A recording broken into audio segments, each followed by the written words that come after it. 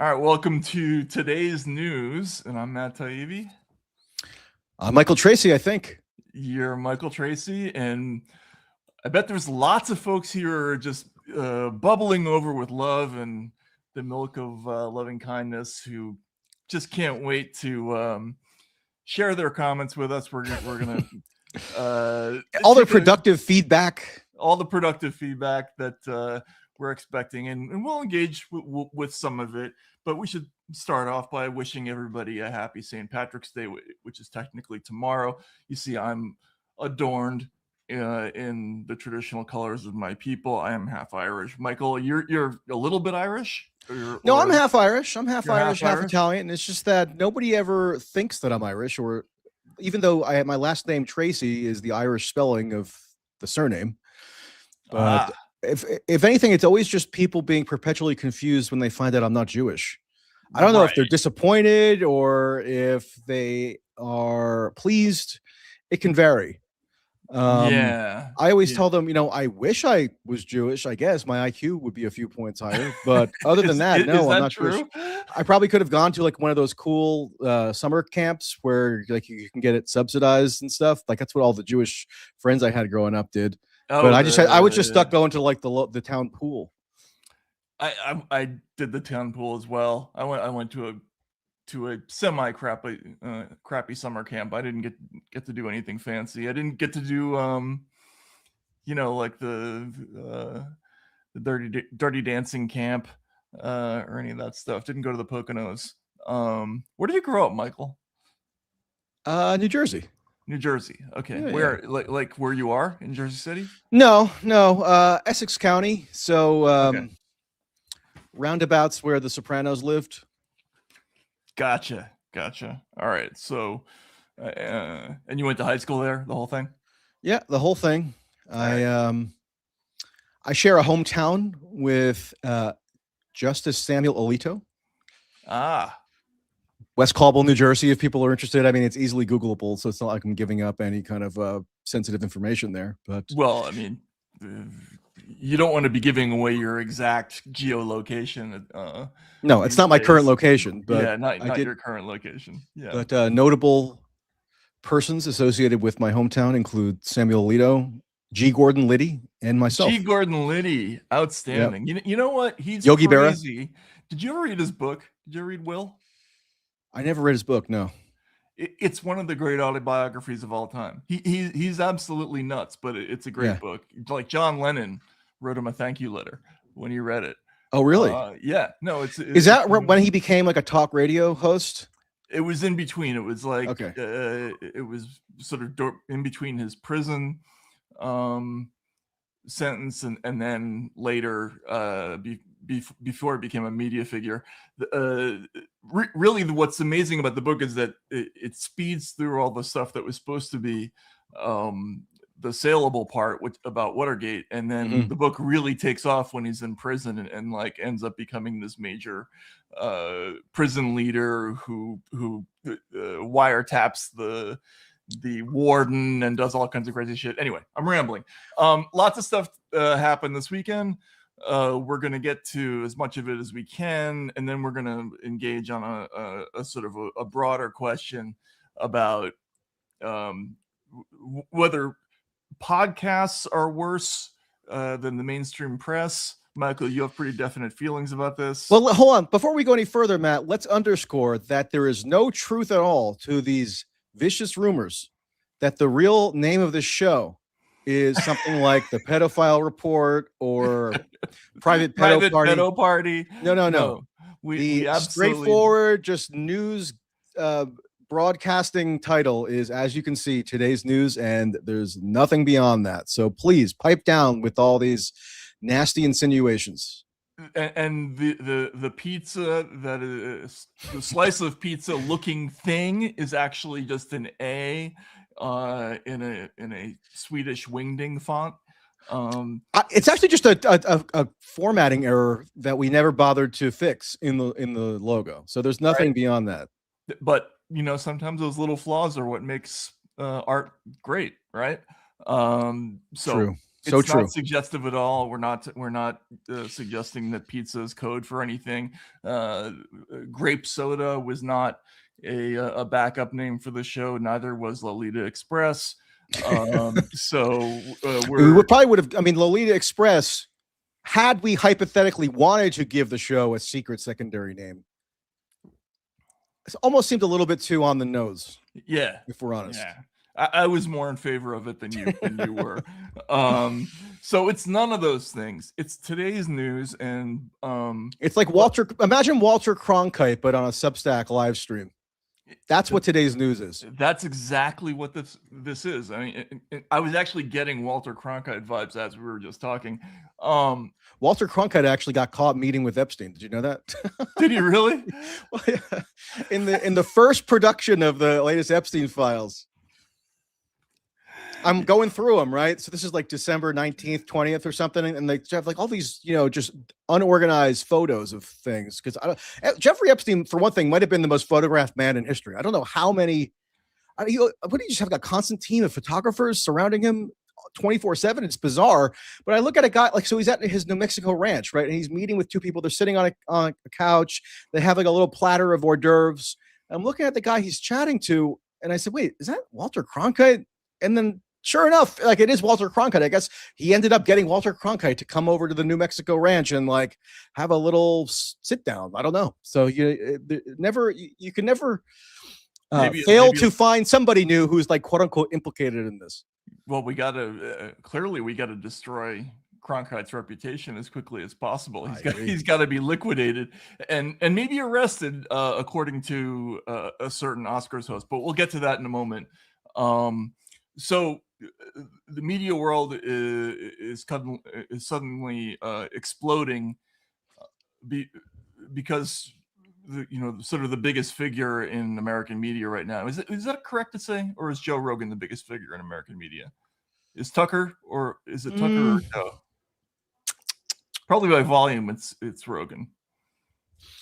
Yeah, I guess if what you mean by biggest is most influential. Most influential, yeah. I think that might still have to go to Rogan. Yeah.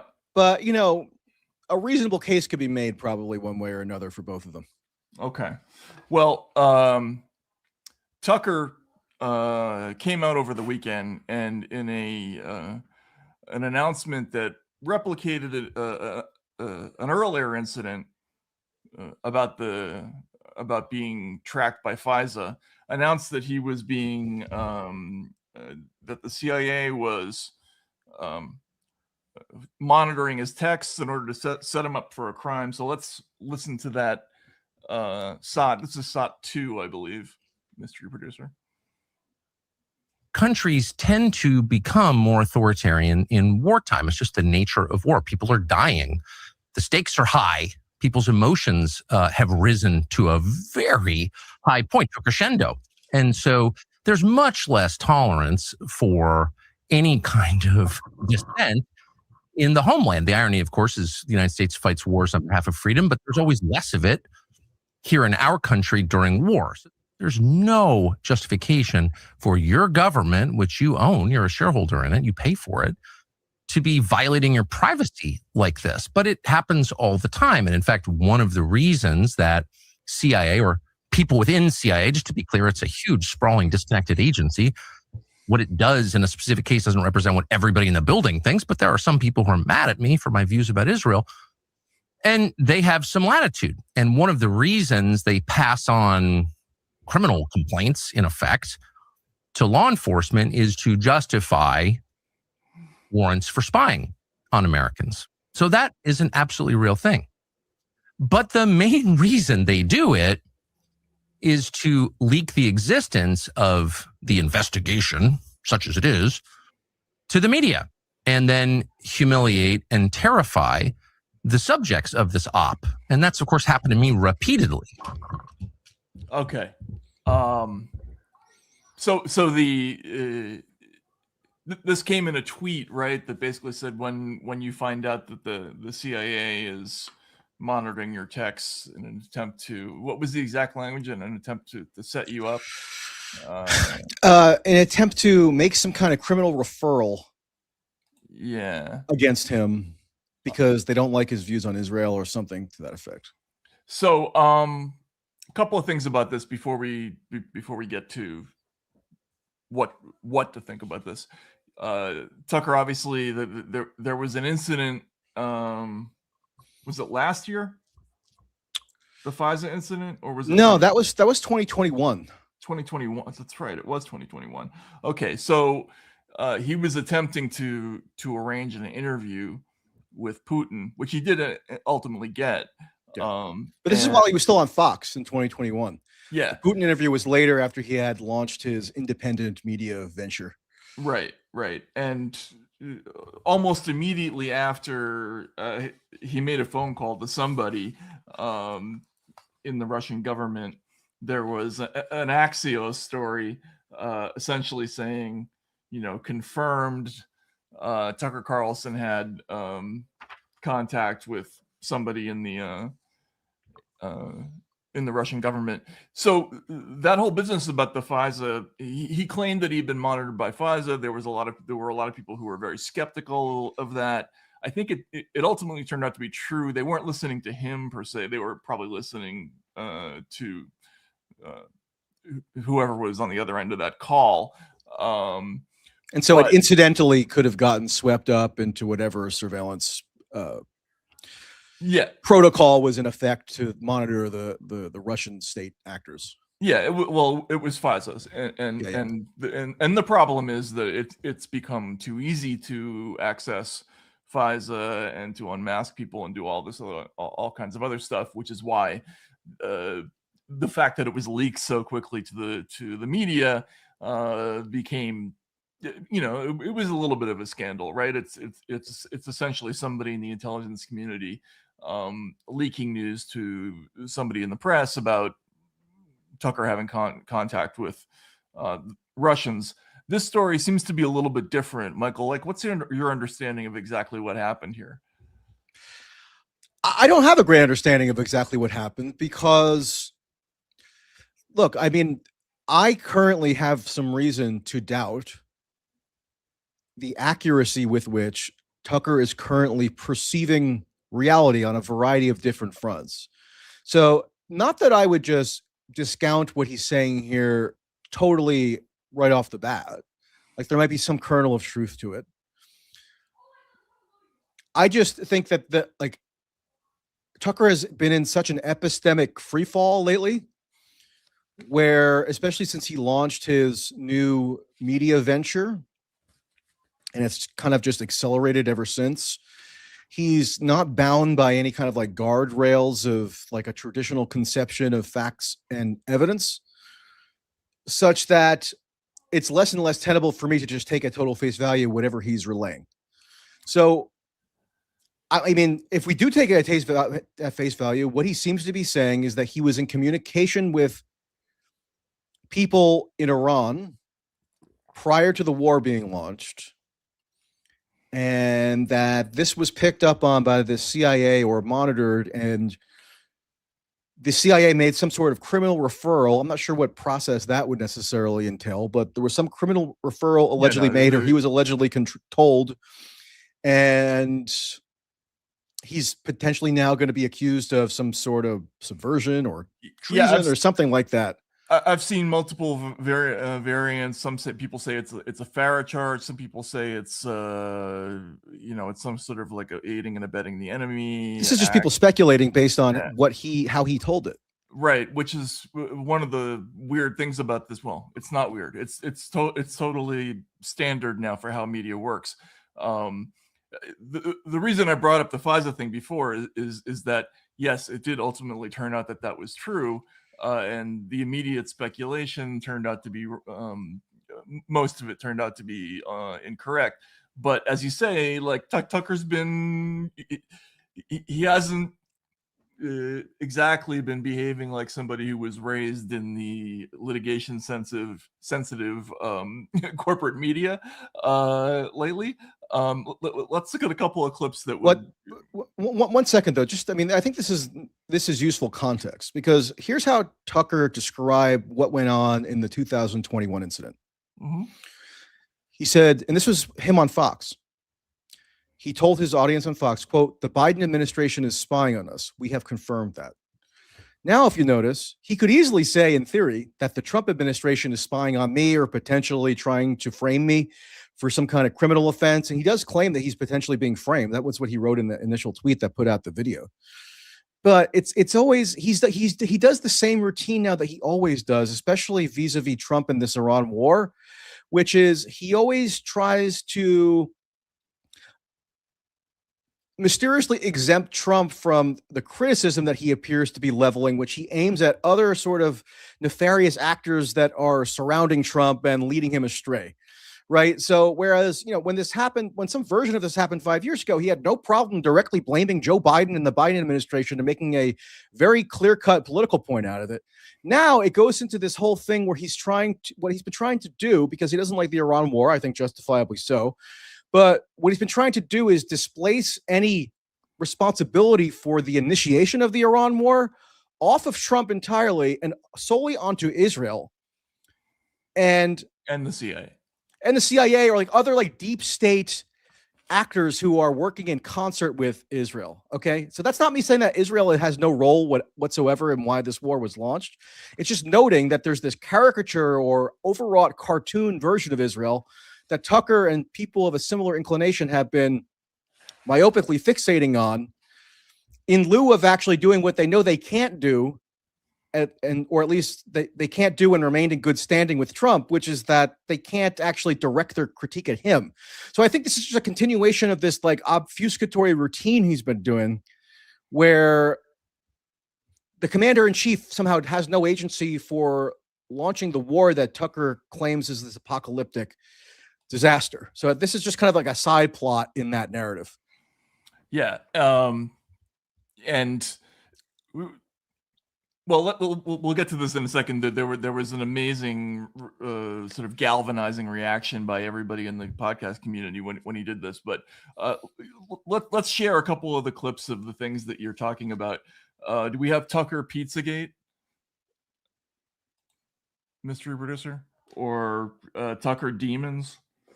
Here we go. So how do we assess it? Well, that's going to take an awfully long time. Most people don't have the time. So we thought it would be interesting just to start with a very narrow slice of the material. And that's the emails and texts that we can be pretty sure were sent from or to Jeffrey Epstein that pertain to the question of food, specifically pizza. And that caught our attention immediately. Pizza, people talking about pizza, adults talking about pizza and pizza parties. Now, why did that catch our attention? Of course, because it evoked memories of this semi-forgotten story from about 10 years ago known as Pizzagate. So just to be clear, okay, so why is this notable and why would this cause me to have certain doubts as to the reliability of how he's perceiving current events? He and his team apparently decided that the most prudent research methodology for them to adopt in explaining to their giant audience the nature and significance of this latest round of quote unquote Epstein files was to first and foremost focus on pizza. I mean, focus on various foodstuffs that they could input into the DOJ search bar and then impute some kind of sinister meaning to. Now, there are lots of potentially viable methodological routes one could have taken to research this, these millions of Epstein files, right? And, I, for example, wanted to find certain prosecution memos, and there's other stuff. But if your immediate instinct was to just say pizza, pizza, pizza, let's find pizza parties and potentially other food items that we could connect to pizza and then connect back 10 years in the past to the Pizzagate narrative, that tells me there's something like epistemically fundamentally flawed in your whole framework for processing information. Yeah, and go ahead. Yeah, so that's a red flag to say the least. And he's not the only person in the podcast universe who's doing this. It's like all over the place. Everyone from Bill Maher to Crystal and Sagar at Breaking Points,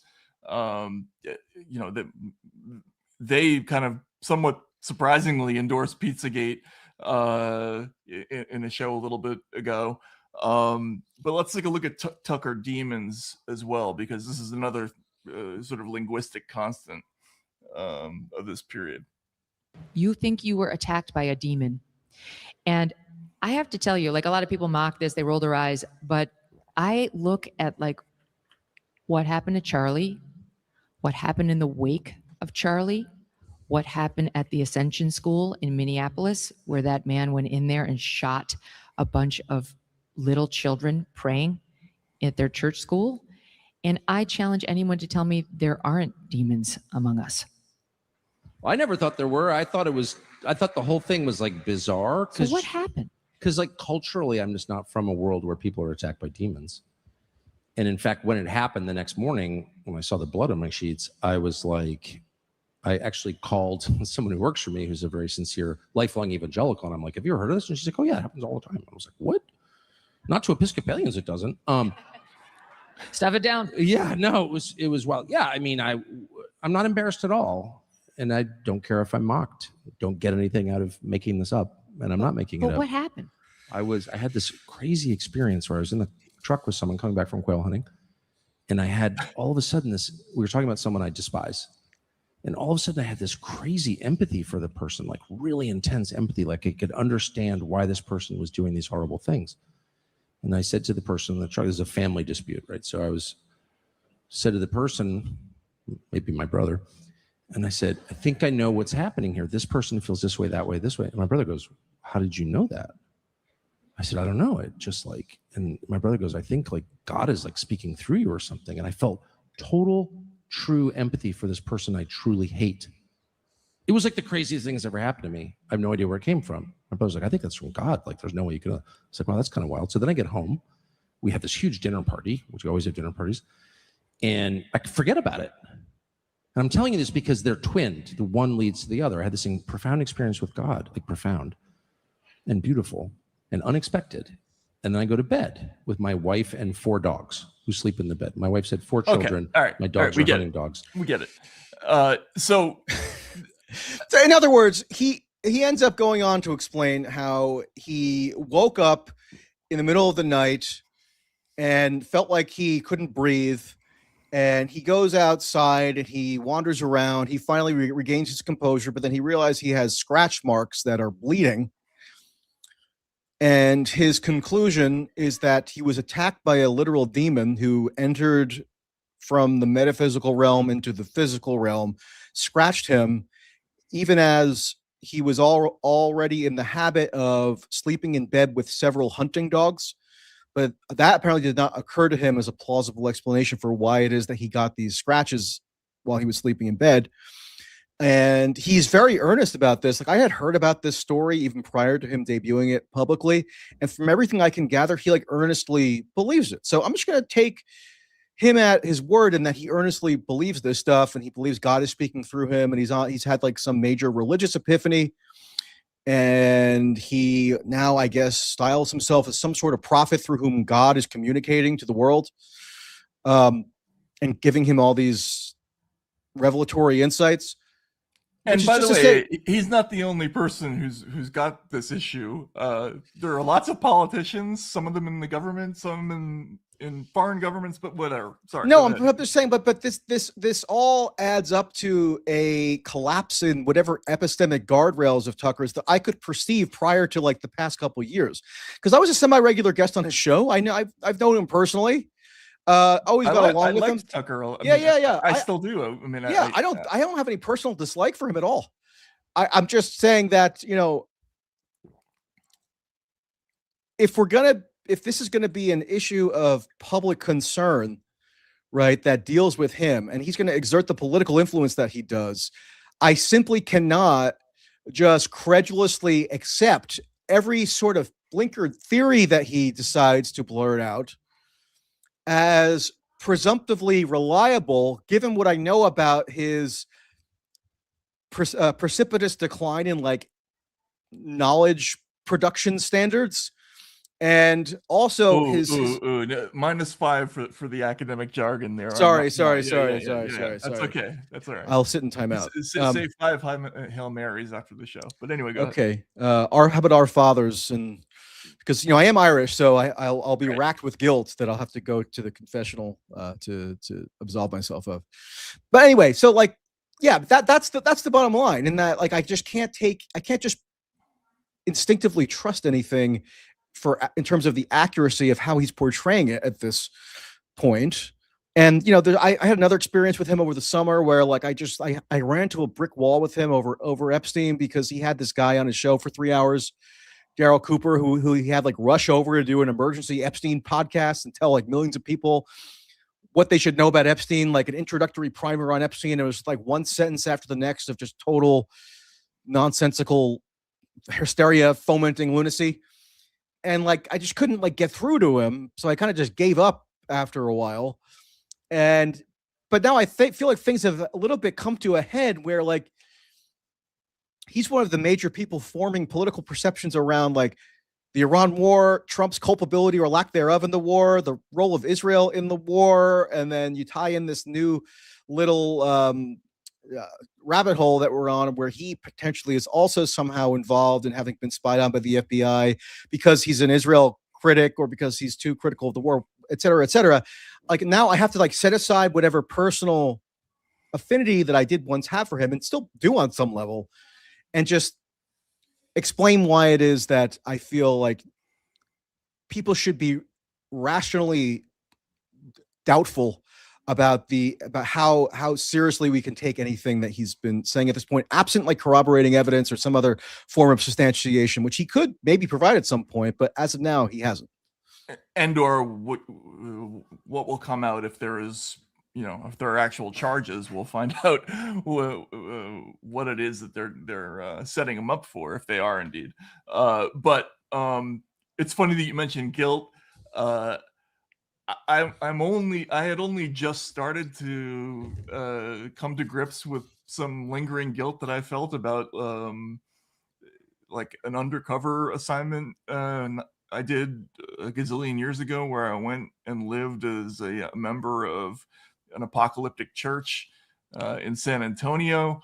Really? Yeah. I was in John Hagee's church, which is very relevant to the current moment, because he was basically like the main figure, like Cornerstone Church or something. Cornerstone. I was a member of Cornerstone for 6 months. And what, 6 months? Yeah, 6 months. I lived down there in San Antonio. This is in the book The Great Derangement that I wrote. Yeah, I had a vague memory of this, but I don't think I ever read that particular book. Well, you're 20 years younger than me, so it makes sense. It was a while ago, but one of the things that we did at Cornerstone, there was a retreat for all the young men in the church, and we had to go basically to this camp where there were segregated dorms and everything, and we were taught that each of us had demons inside of us, and we had to go through these exercises where we vomited demons into bags. So they handed out paper bags to all of us, and I was sitting,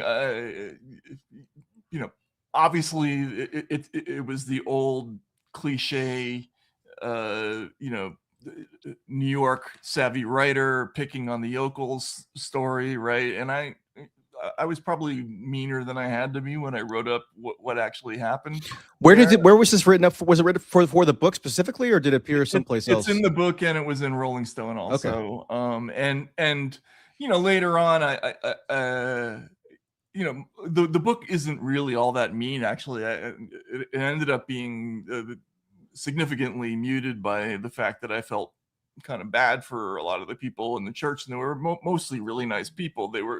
It's just that some of the folks in the church itself were pretty manipulative, and they were putting stuff over on people. And but just as I was getting to the point where I was feeling guilty for picking on people about believing in demons and trying to vomit demons into bags, now it's back. Like everybody's talking about demons. Demonology is like now one of the main currencies of the online media ecosystem. Meaning, if you want to get algorithmically boosted, one thing you can definitely do is unveil this whole worldview around the ever presence of demons. I think there might be a difference you could posit between people who believe in demons as like a metaphor, or like demons are just another way of like pointing to our sins or something like that, meaning a sort of a lighter version of belief in demons, and attributing a specific like physical intercession in the material universe to a demon attacking you, and attributing a particular injury that you were sustained to an attack by a demon. Like that to me is like a different level of belief, that where I wouldn't, whereas the people who just kind of like, because it is sort of a tentative Christian belief writ large, let's say, to generalize a bit, that like demons on some level exist in the universe, right? And another to claim some kind of direct personal interaction with or victimization by physically a demon, which like puts you front and center. And you tie that in with Tucker believing that like God speaks through him. That's like a weird sort of monomania thing or megalomaniacal thing that goes pretty far beyond just this generic belief in demons perhaps being present. Right. We're not talking about Dostoevsky, who writing the book The Demons, right? Which is sometimes called The Possessed, where he was generally talking in a Christian sense about how, and Tolstoy did this too. All Russian writers eventually come around to telling you that the devil is real, and it's a physical thing. But here, when you start talking about it being in your bed and scratching you, or being something that you lose weight when you vomit it into a bag, which is one of the things that they told us, like then it gets to silliness, and it's all over the place now in this. Like demonology is part of this whole explanation of what's happening in the Middle East. And Alex Jones saying the devil is real, demons are real, like that was part of his argument with Jimmy Dore there. On the previous episode, we talked about some of the potential parallels between the Epstein story and the satanic panic daycare craze story of the 80s. And if you go back and read about like what the cultural climate at the time, it was these mass market best-selling books, like books you could get on like the checkout line at the grocery store or something, which were incredibly popular, were oftentimes about demonology and how they intersected with like therapy. And there was one book, I can't recall the name now, but there's a book where about like basically a therapist somehow exorcising a demon from one of his patients. And like, this was just very commercially popular in the 1980s. And it like kind of contributed to the cultural firmament at the time. You're right. There was a book that was extraordinarily popular and like shockingly popular. And like, I think they made it into a movie and stuff. Like I can't recall the name off the top of my head. Yeah. But I see something analogous happening now, which is why us talking about Tucker here isn't just arbitrary in terms of how it could relate to the overall theme that we're talking about, which is like this podcast versus traditional media, like, question, which is worse, etc. Because I think one thing that really is polluting the podcast oriented media or the online media circuit is this bizarre explosion of algorithmic incentivization around playing up these like quasi mystical explanations for things. Totally. Demons. Tucker, in that same video where he talks about the demon attack, goes on to say that he views UFOs, because he has a long-standing interest in UFOs, but now he's concluded that UFOs, such as they exist, are like spiritual beings from another, dimension. Right.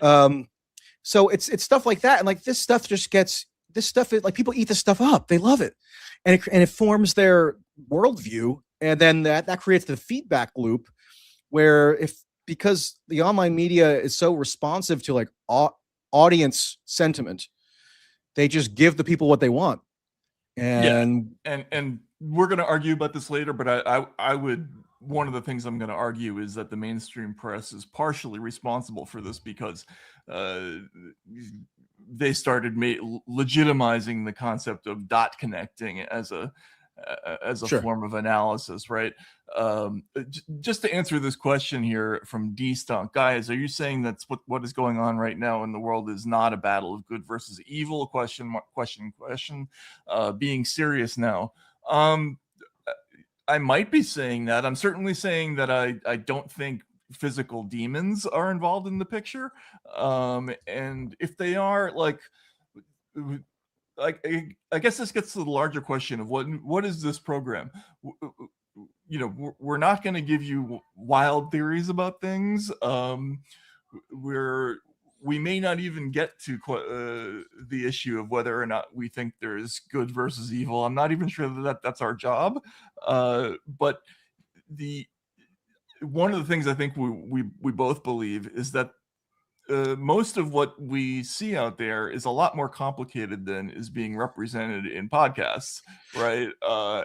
And I mean, I will answer that question. Sure. I am saying, I'll declare it right now. I am saying that I reject that the world is fundamentally a battle of good versus evil. I think that's a totally infantile way of looking at the world. Yes, with all its complexities and subtleties. Now, if you have a worldview, whether religious or otherwise, which tells you that everything must be sorted into this paradigm of good versus evil, okay, you're entitled to have that, but I'm not going to affirm that because I don't believe that. Okay, I think these comforting tales of good versus evil or black, everything is morally black or white.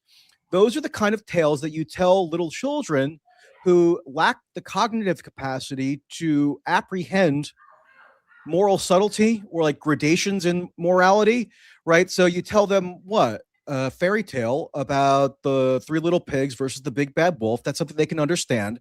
But then hopefully, once they develop more adult reasoning capacities, they can come to appreciate how the scope of human experience doesn't necessarily lend itself to these hyper reductive impressions of good versus evil and then just like projecting that onto everything that happens in the world, war, political scandal, whatever. I think that's totally asinine. So I am willing to give a firm statement on that because I think that's a cognitive distortion that I think just warps how people process information about the world around them. Yeah, I would answer that a little differently. Like, I think the whole question of good and evil and how that's experienced in people and everybody's capacity for the one or the other, these sort of complex metaphysical questions. I probably wouldn't even ever share what I actually think about that with the public. But in terms of the news and how people consume information about world events, you're absolutely right that one of the things that's happened in recent years is that all of the gradations have been washed out of almost every subject. And, I think this is originally one of the complaints mainly about the sort of woke left, but it's now on all sides, which is that everything has become, this sort of black and white, all good, all bad. People are one or the other, right? This is one of the things that was upsetting to me about how the digital censorship system works. They would identify people as inherently misinformative, as opposed to the things that they say, right? And so they would be like thrown in the de-amplification bin when people have everybody has the capacity to be deceptive, right? Or to tell the truth. And that's what I really worry about right now is this everybody retreating into these corners. People are all one thing or the other. Issues are simple, right? There's good versus bad, black versus white. Like, I don't know. Like when the war in Ukraine was launched, February 2022, it was emphatically proclaimed by every think tanker and like quote unquote mainstream media figure that we were all morally obliged to view that conflict as fundamentally this cosmic battle between good and evil, meaning Putin was evil, Zelensky and Ukraine were good. Now, in my rejecting that binary, I'm not therefore condoning or excusing in any way Putin's action. And I'm not even precluding myself from elucidating ways in which I would find his actions to be condemnable. But I'm still going to reject that framework because it's so ludicrously oversimplified that in no way could it possibly be conducive to developing a rational understanding of the causes and nature of that conflict. And no, so that's this, but and a similar prism gets applied, you're right, to so much stuff in recent times, especially. And I think maybe the alternative media on some level contributes to that. I don't know that I could maybe attribute it more or less to the mainstream versus alternative media. Maybe it's like a mixed bag, but whatever the contributors, I maintain that it is a fairly infantile way of looking at the world, especially if you're a journalist, right? I mean, how could you do any issue journalistic justice, let's say, if you go into it presupposing that like one side is like fully evil and one side is fully good? I mean, maybe if you want to create a morality tale out of it, or a fairy tale that you can then tell to children, then that might be a more legitimate approach. But journalistically, meaning you're trying to best apprehend and then chronicle the truth for like historical posterity or for your readers, I just don't see how that binary could possibly lend itself to a bona fide journalistic inquiry. No, I mean, that's the opposite of what we were taught to do, right? Or at least what I was. I don't know. I mean, I'm older than you, but we were always taught, talk to as many people as you can. There's going to be, 7 people who are going to say one thing. There are going to be 5 people who are saying another thing, but there might be 2 people who are the most convincing. The challenge is sifting through all that. It's never just one or the other. And the thing that's corrupted a lot of media organizations is they've sort of predetermined. This is what that whole moral clarity journalism thing that drove me nuts was just basically pre-deciding which sources are wrong about X, putting them in a certain category. We don't have to quote them because they're always wrong, right? We don't have to print their denials. We don't have to print their explanations. But now that happens on all sides, and it's a disservice to everybody because sometimes the people you don't like are right, and sometimes the people that you do like are wrong, and that's part of being a grown-up is learning that stuff. But we're raising hyper emotional binary thinking children, basically. I don't know. I mean, I know that's a horrible thing to say, but it feels like that's what we're actually doing at the moment. Yeah.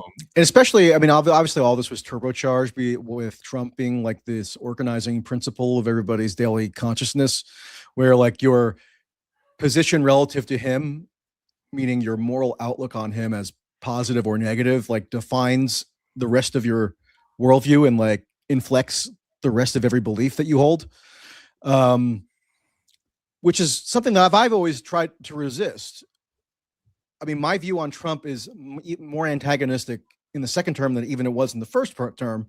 But in the first term, I did think that it was worthwhile focusing by and large on the hysterical, overwrought, sort of liberal narratives that were generated in reaction to Trump.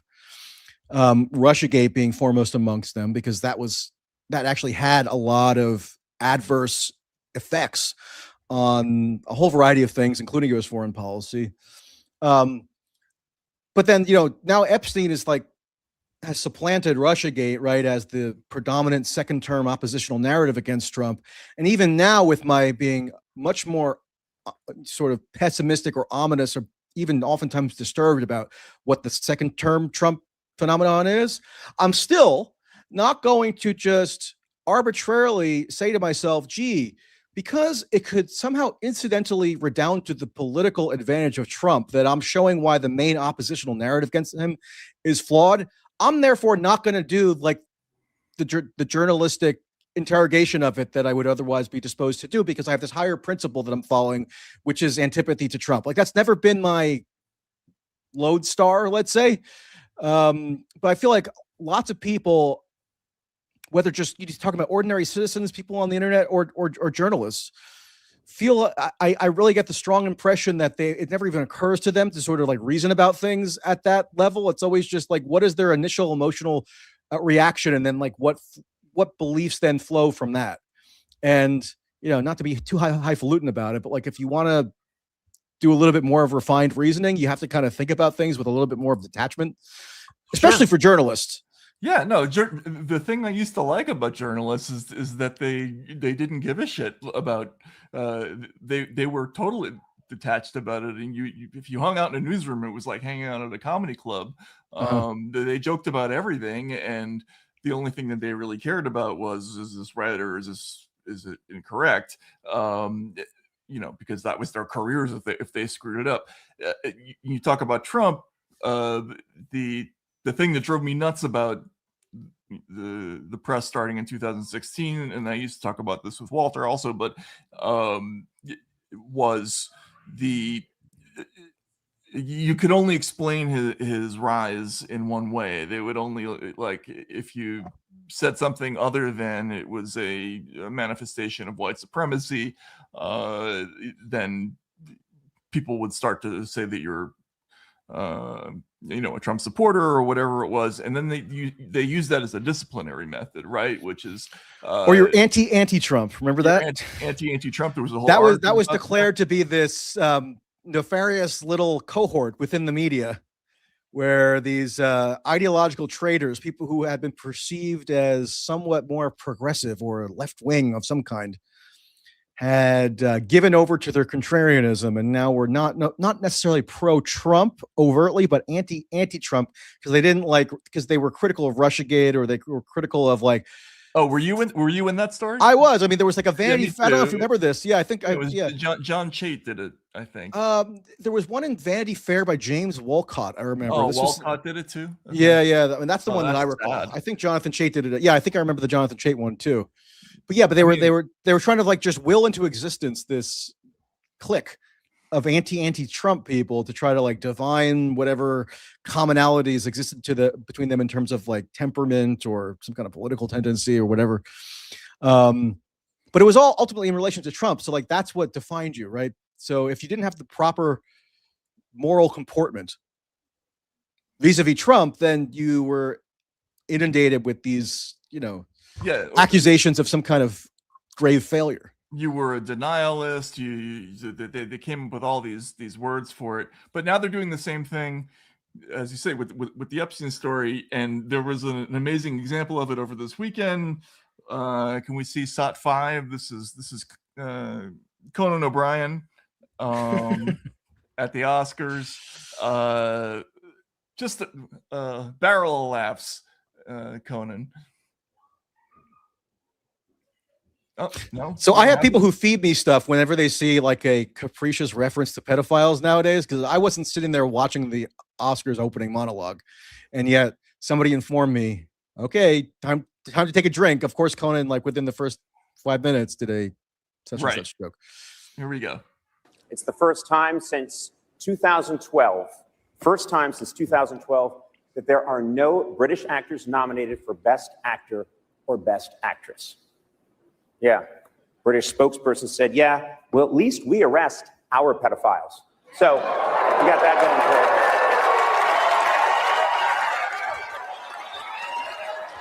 So, going for us. okay, trolls, all you folks who came in here to yell at us about this shit, what the fuck are we talking about? What pedophiles? Like, but then, so like, I mean, I'm fine with the most morbid, shocking, grotesque humor imaginable. Like, I mean, I enjoy that. That's some of the only humor that I do enjoy. However, this wasn't even funny, for one thing. And second of all, if it can't be justified simply on the grounds of being funny, you then have to wonder, okay, so like, what is this communicating to however many people still watch the Oscars or will see a clip later or what have you?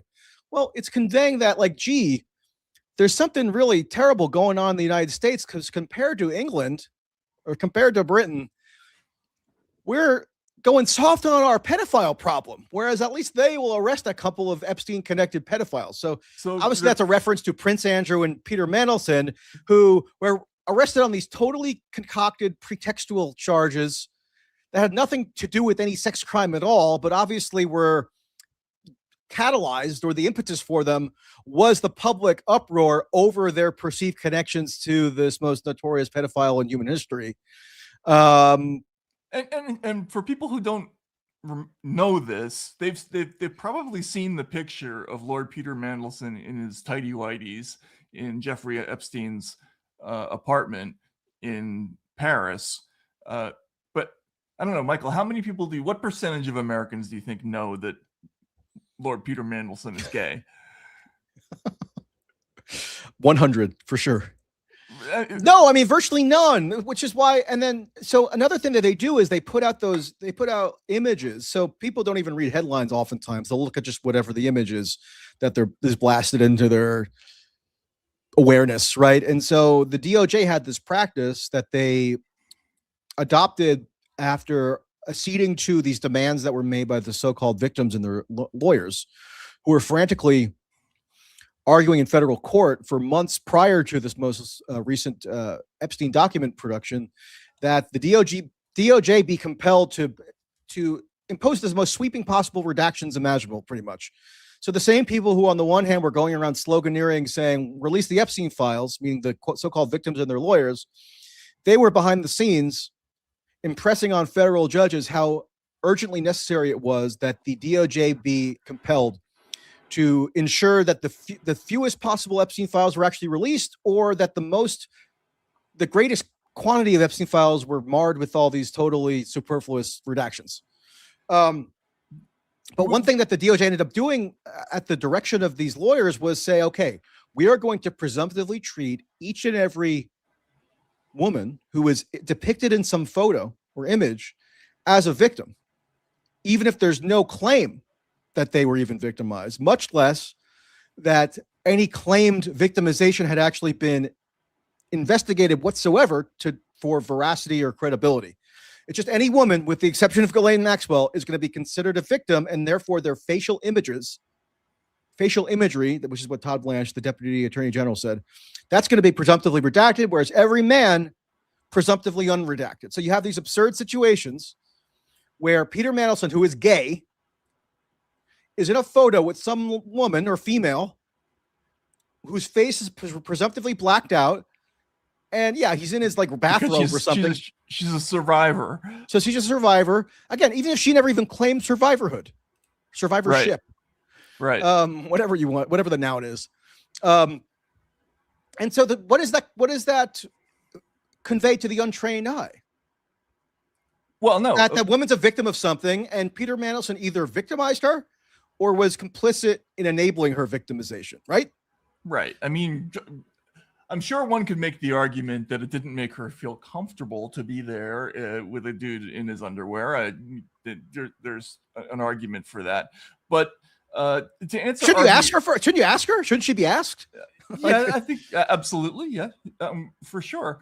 But for those who were saying, there were people talking about, what about Jimmy Savile? Right, he's a famous British DJ who, after his death, there was this avalanche of sex abuse allegations, and police essentially concluded that he was a serial sex offender.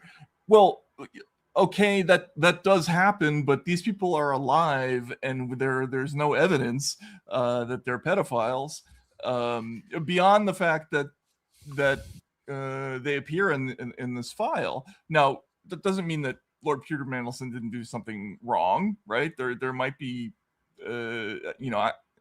it looks like some of those communications are at least suspicious in terms of sharing maybe financial information. And I know, but that charge in the UK or in England. Anyway, the law is totally it's like misconduct in public office. It's like a catch-all charge. It's like the equivalent of, I don't know, a disorderly conduct charge, which can just sweep up virtually anything if you annoy a cop. Like if you annoy a cop, he doesn't even have to charge you with anything that is specifically tailored to what you did. He could just say it's disorderly conduct or obstruction, or like in New York City, they have a charge called obstruction of governmental administration. Yeah, OGA. Yeah. Which is like, could just mean anything, right? So that's pretty much the equivalent of what this charge is in the UK, that they charge both, or they arrested anyway, both Mandelson and Prince Andrew for. Yeah. But then my problem with this Conan wisecrack is, okay, number one, it's not funny, so like you can't even justify it on that grounds. But number two, it does contribute to this idea that we're in the throes of this massive pedophilia crisis, where all the pedophiles are being allowed to run free with impunity, and therefore the USA better up its game and match what our colleagues in the UK have been doing to hold the pedophiles to account, right? Which is just like a totally warped perception to be encouraging about like what's actually going on here. What did Doogie Howser, remember Neil Patrick Harris? What did he say about Glenn at the Oscars? Remember he said something totally. So you mean like in 2013 or something, or? Yeah. When Citizen 4 won, he said, I don't remember. That Edward Snowden couldn't be there for some treason. And that was the joke. But like, this is worse. Like there was a time when you couldn't go on television and just call somebody a pedophile. But he's not calling anybody individually a pedophile. He's just gesturing toward this pedophile epidemic. Right? He kind of like if I were Mandelson and Prince Andrew. Oh, that's right. Okay, yeah, I was thinking of Americans. Yeah, he's definitely calling those two pedophiles. Yeah, right. So, yeah, I mean, I think but what he's pretty much, not so subtly intimating is that this pedophile impunity is being is the result of Donald Trump, right? Like that's always the subtext. Oh, of course. For any politically charged joke at all at the Oscars, right? It's going to be Trump adjacent ultimately, and that's the ultimate culprit for this non-prosecution of pedophiles, which we're told is like the most damning indictment that any society can ever be charged with. So, in addition to everything that happened this weekend with Tucker, once that came out, and this is another thing I wanted to ask you about, Michael, like people will immediately come to conclusions before they even hear what the story is, right? So, Candace Owens came out with a tweet, like almost immediately after Tucker's thing, that said, if they come for Tucker, we ride at dawn. Really nothing else to say here. We're not doing the gulags 2.0 with these Bolshevik descendants. And I guess Bolshevik descendants is the new like Zionists or something like that. It's the new, it's thinly veiled code for Jews, I guess. I don't know. I mean, it's very strange, right?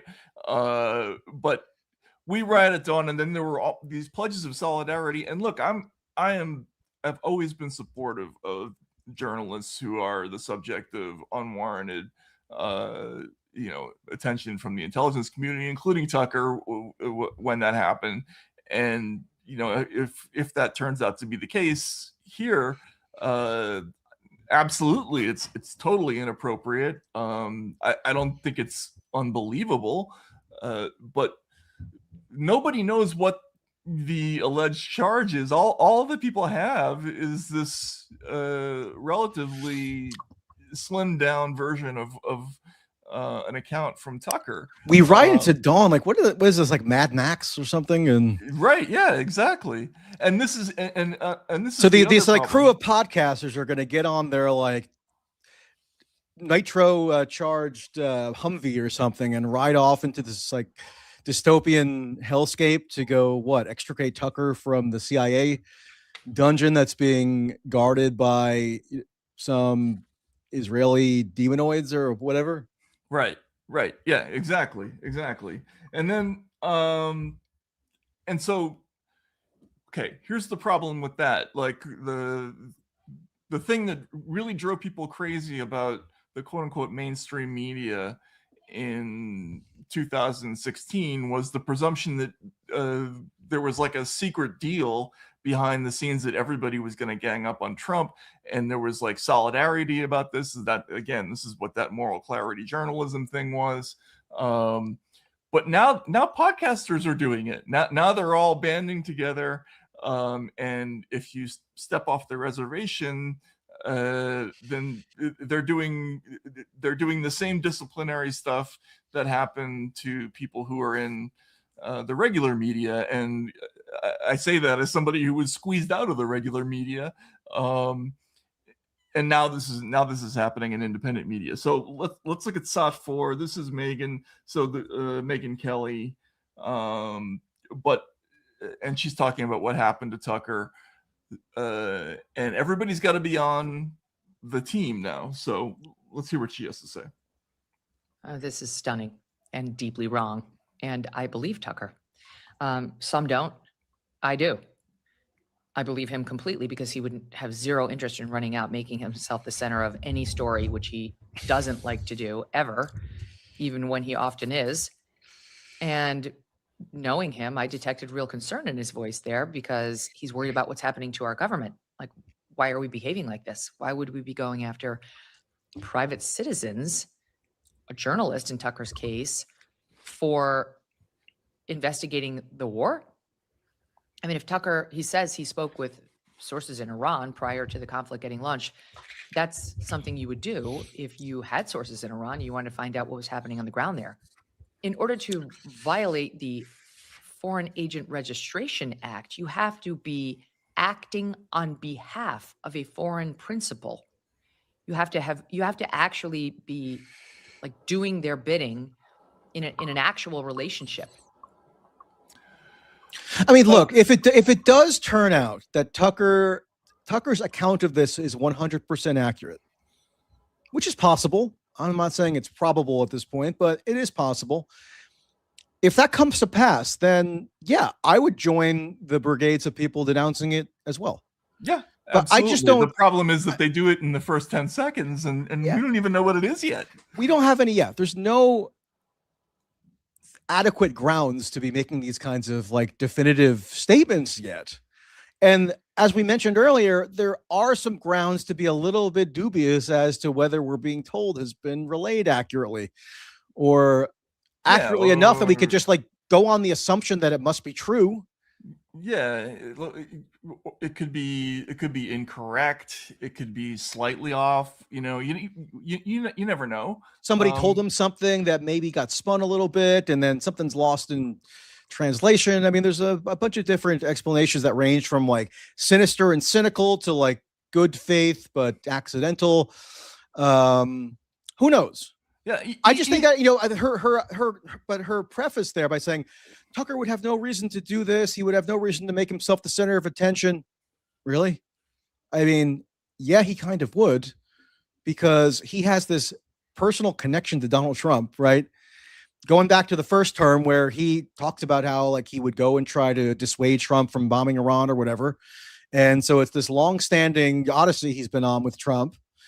And it's perfectly explicable to me what he's doing, which is that he's trying to bolster this idea that the ultimate source of blame, as he sees it, for this blameworthy action that was taken, meaning the launching of the war with Iran, is ultimately attributable to this interloper, nefarious interloper, meaning whoever is supporting the interests of Israel against like the pure-hearted interests of the United States, and has led Trump down this disastrous course. That's the narrative that he's trying to propagate here.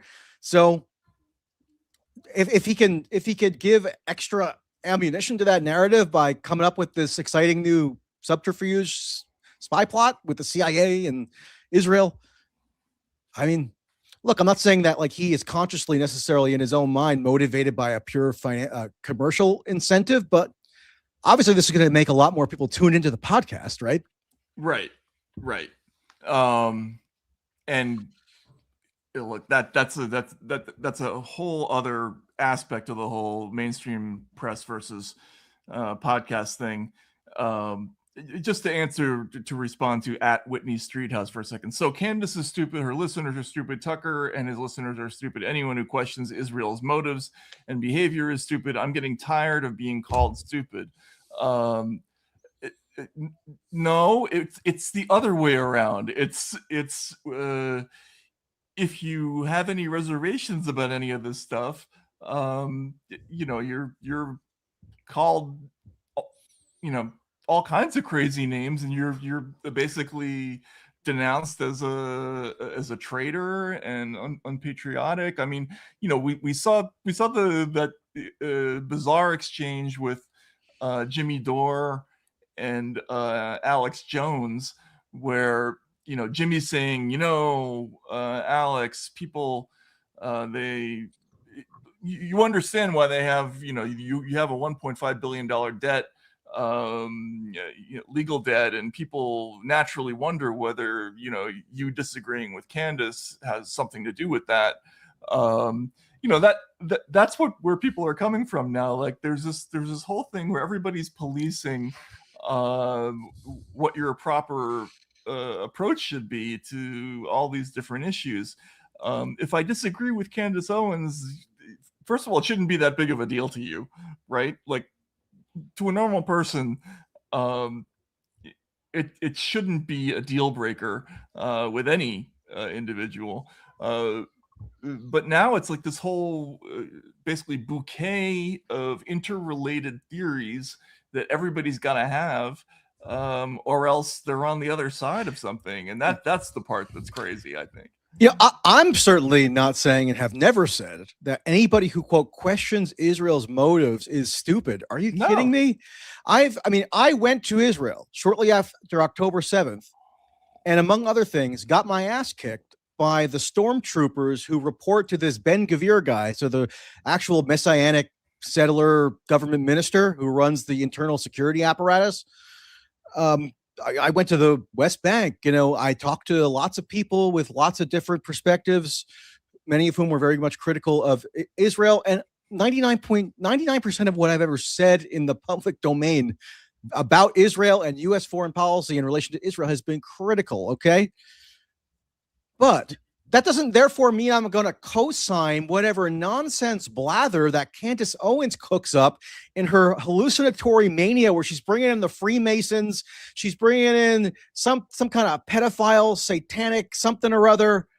I mean, this is just garbage, and Tucker kind of absorbs a lot of it that's coming from the Candace style direction. Maybe he's a little bit more intelligent and savvy and presentable than Candace, so he doesn't go quite as off the deep end as she is, but he's edging close to the deep end and is in it already in certain respects. It's hard for anybody to really match Candace because she's just like, I don't even know how to characterize her at this point, but I resent that just because you associate now, and this is another one of the huge, I think, corruptions of the current media ecosystem. Just because you now associate any and all criticism with Israel with your favorite handful of podcasters, or I call them podcast creatures with outsized platforms, that's your own perceptual problem that hopefully I can help you sort of work through, because there is a rational critique to be made of Israel, of U.S. foreign policy in relation to Israel, of Israel's role in the current conflict. I just object to this avalanche of sheer stupidity that people think they can just validate because they already have this pre-existing disdain for Israel or suspicion of Israel. No, that's not a get out of jail free card to just spew whatever idiocy you think that you're entitled to spew. So, and then with Tucker in particular, it goes hand in hand with him doing this whole sort of obfuscation charade where he's trying to deflect agency or ascriptions of agency to Donald Trump, the current commander-in-chief, who has like unfettered control right now of the executive branch and is the commander-in-chief and is like talking about all the territories he wants to stomp through the world seizing. Like Tucker can absolve him of any responsibility for anything because he just happens to love personally Donald Trump, or just feels so personally fond of him, and then just redirect everything onto Israel, and not even a rational understanding of Israel, but this, again, histrionic cartoon of Israel that just serves Tucker's short-term political purposes and also probably commercial purposes. So that's my response to whatever misguided person wrote that comment.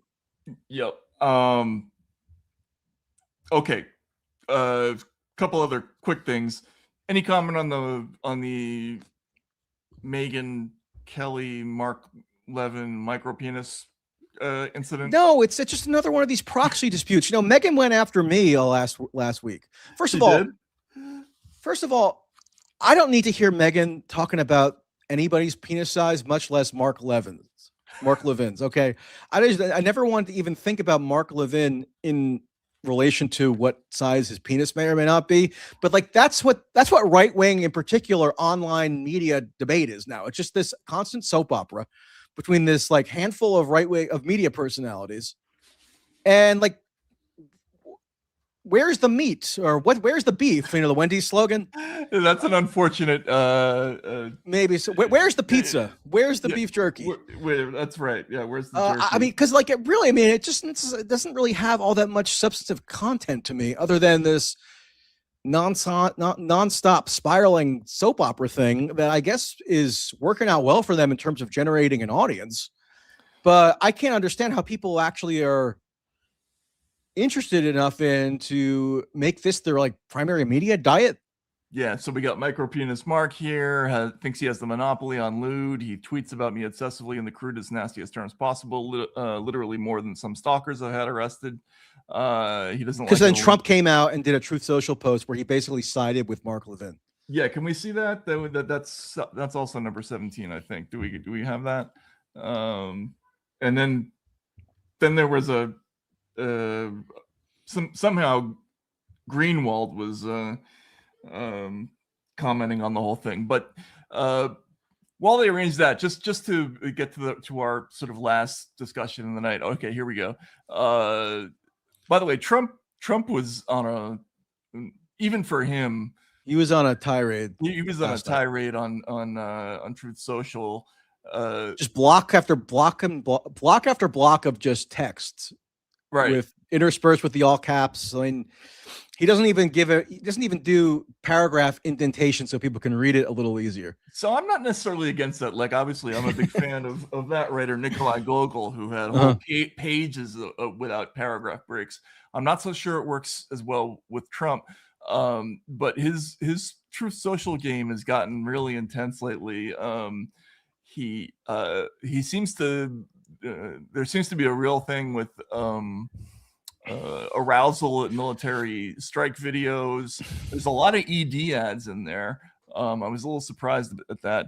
Okay, what is this part that we're being asked to read? Mark Levin was not looking to do television, radio, or anything else, but he was drafted by very smart people who understood that there are a few like him. He is a true conservative and intellect, far smarter than those who criticize him. But above all, he is a man of great wisdom and common sense.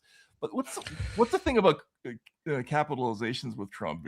I don't know. I kind of like the totally random capitalization. I sort of mimic that myself occasionally. Yeah. When you hear others unfairly attack Mark, well, remember that they are jealous and angry human beings whose sway is much less than the public understands. And well, now that they know where I stand, rapidly diminish. So this is just Trump saying, right-wing pundits who agree with me on the Iran war, they're true MAGA, because I'm true MAGA. I determine what MAGA is. MAGA does not exist separately or independently of me, which is true enough in practical terms. And because Mark Levin is a huge advocate of the Iran war and had been encouraging Trump to do it, now Mark Levin is true MAGA, and anybody else in the online, in the right-wing media ecosystem who might be registering some skeptical notes about it, they are not true MAGA. So that's basically the fundamental reason why Trump is saying what he's saying here. Yeah. Matt, this does seem to be unfair to Megyn, who has been repeatedly attacked by Mark L. I don't like how when went after him, but he has been a real dickhead to her for quite a while. Okay, whatever. I mean, like, that's not the point. We're not taking sides in the argument. So One thing I've never understood about Mark Levin is how, like, he's a radio host guy, right? So I would, when I would be driving in my car, I would just listen to right-wing radio because that's all that was available. And if you want to listen to some kind of political talk radio, and I could totally understand why people listen to a guy like Michael Savage, definitely a talented broadcaster, had sort of like a soothing or comforting voice in a way. And maybe even Bill O'Reilly to some extent, but I never understood how people could sit there and listen to Mark Levin. He's got the most obnoxious, nasally, almost like off-putting voice where he's just in a constant shrill sort of frenzy. And it's just horrible to listen to, almost like acoustically. So that's one thing I never got about him.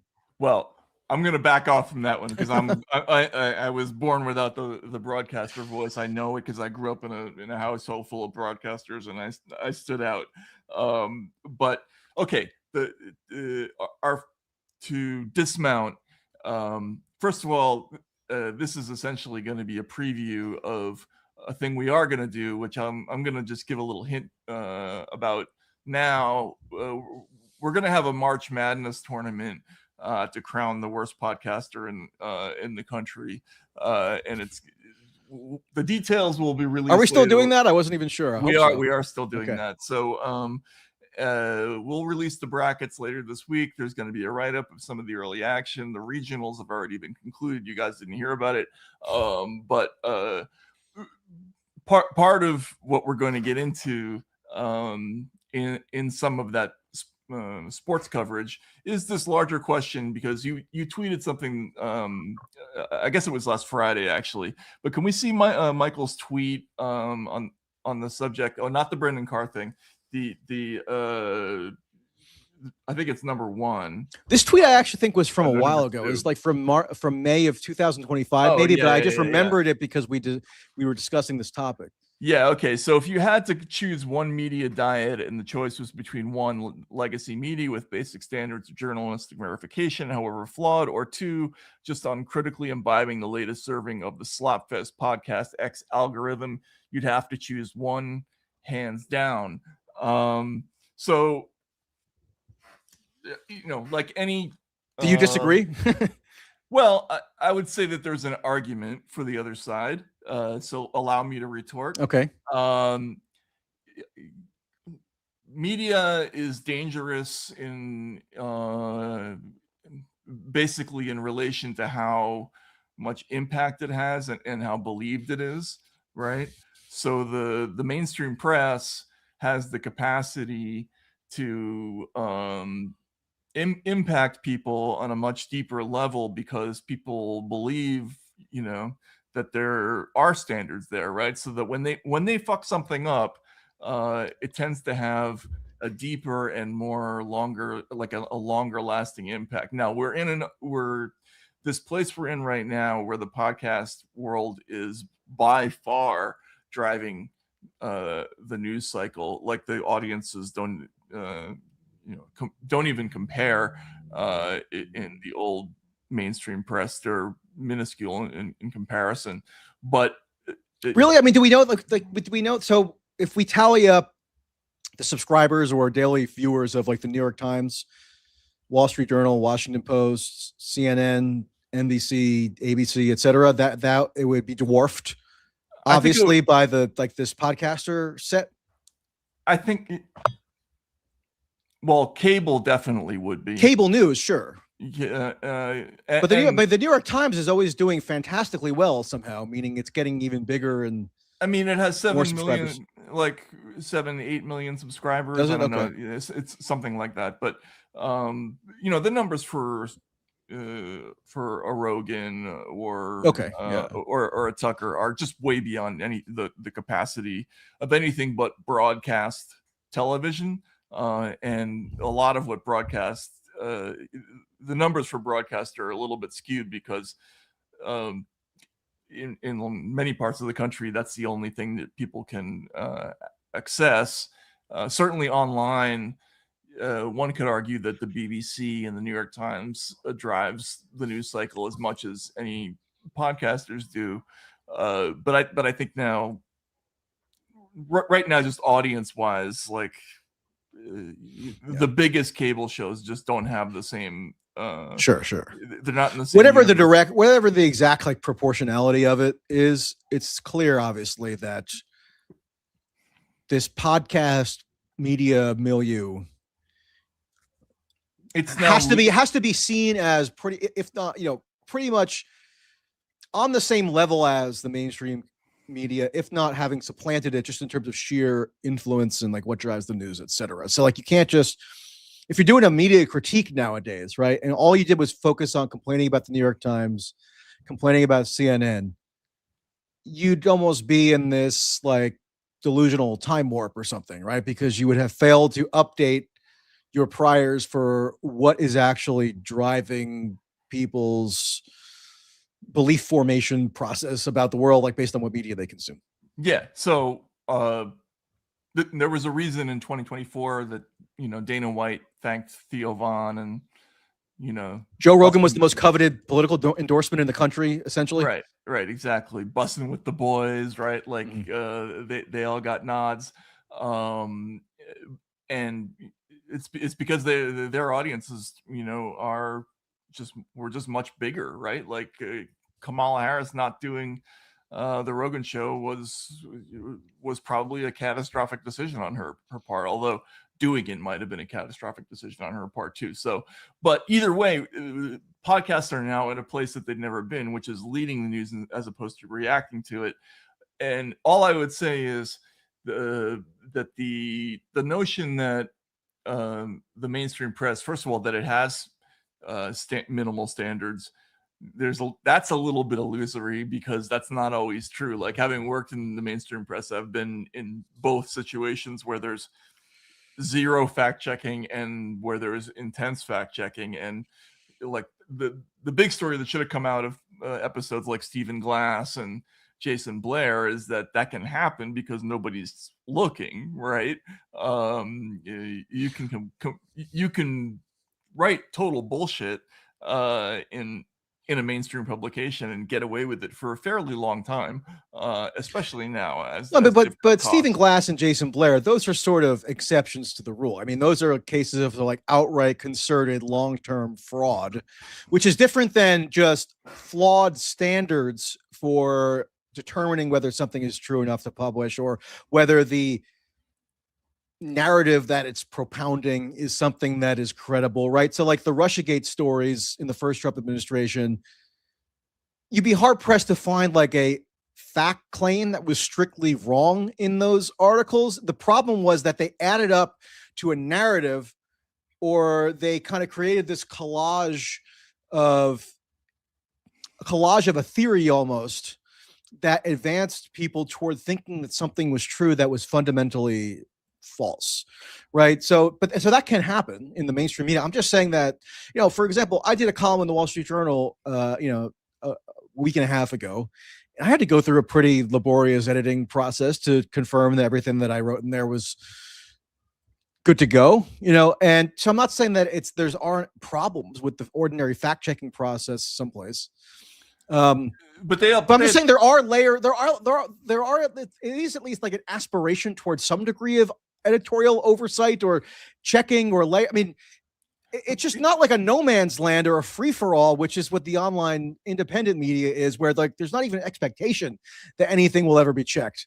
Well, that's true. Okay, so but here's how lying works in the mainstream. You can just say anything. With podcasts, you can just say anything. In the mainstream press, here's how you lie. You call up an anonymous source who lies, right? You print that. You wink and nudge at the audience and pretend that you honestly believe their version of events, right? So somebody calls up and says, all the spies in Russia went dark this weekend, right? That was a big headline story in the New York Times. There's no way to confirm that, right? It's just something that somebody in one of the agencies told you, or Bountygate, remember that, right? Like that was Afghanistan. So that was the thing.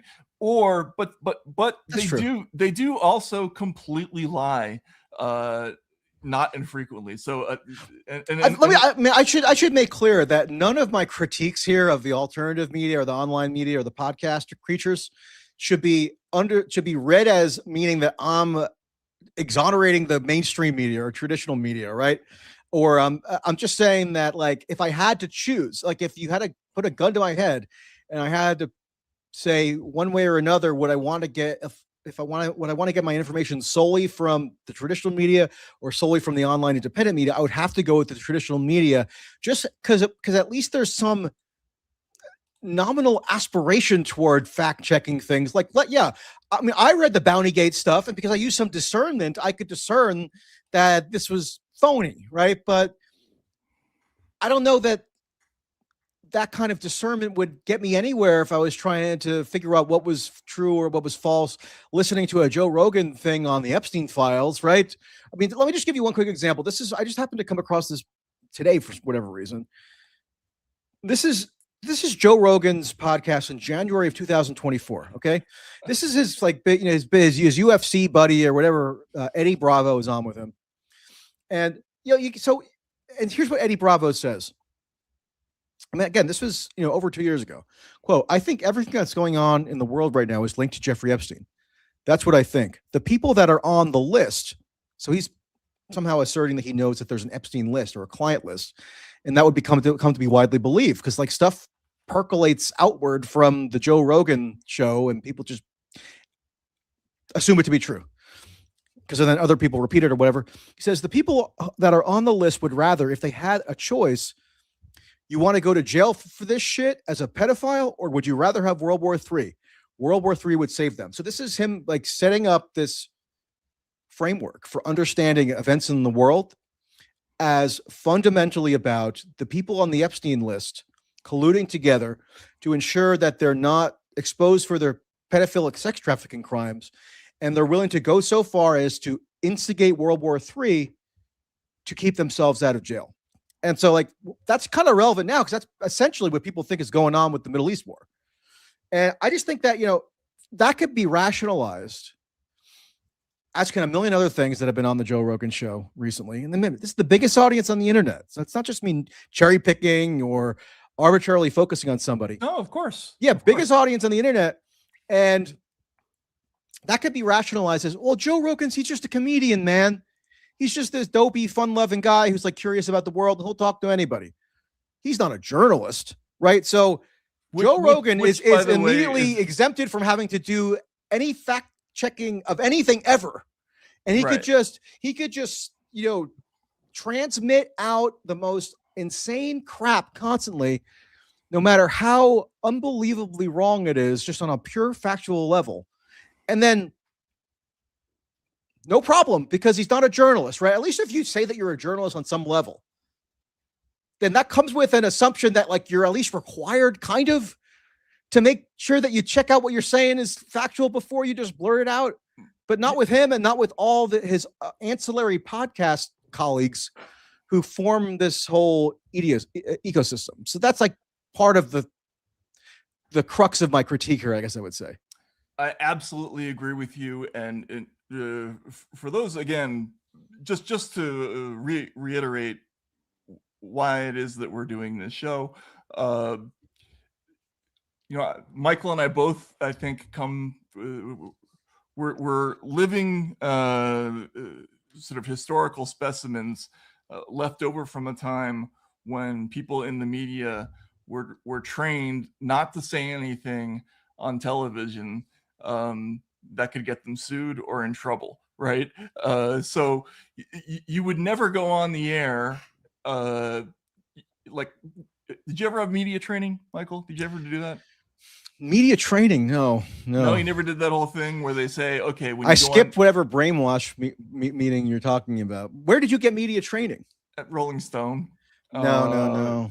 It's a thing where they bring in some person. Was Jan Wenner's like, okay, Matt, so here's our bottom line, and we got to make sure that the lawyers charge a lot per hour, so don't get us into a situation where XYZ, something like that. No. Media training. How could I would love, is that on video by any chance? Can I watch you being media trained? No, I hope not. No, media training is actually not about the legal aspect. It's almost entirely about getting people who are uncomfortable on television to look better on television.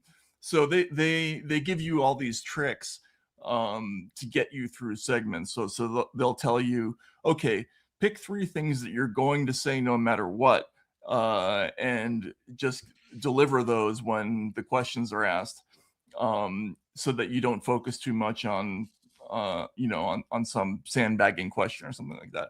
But as part of media training, they do kind of tell you to stay behind the line in terms of things that you're not sure about, right? Like if you venture into an area where factually you can't remember, or you don't know whether somebody was charged or not in a case or whatever it is, just don't go there at all, right?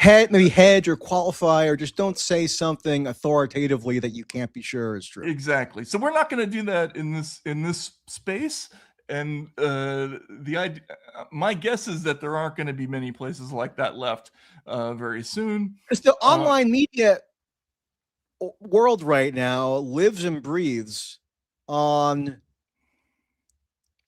excitable conjecture, basically, as what they're putting out there day after day.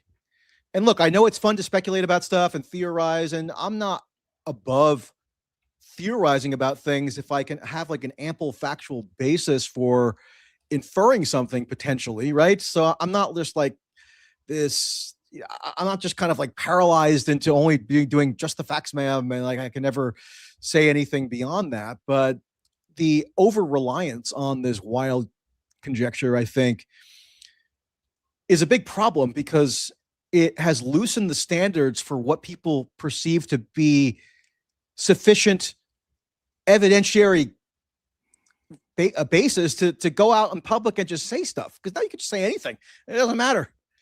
No, I know. You pull it out of, you just pull it out of your ass. And the thing is now, you pull it out of your ass, and then lo and behold, people end up believing that there's a mass scale child rape atrocity and pedophilic sex trafficking network that is like the organized, that like dictates how the entire world is governed, essentially, and also explains why, Trump bombed Iran and X, Y, and Z. So like it has consequences, not to be a downer, but like this radical loosening in any and all standards is not just like, a thought exercise for us to think about like what might be better. My assertion is anyway that it's actually having now observable, serious repercussions. Yeah, that among other things are like distorting people's ability to perceive like what the United States military is doing at the moment.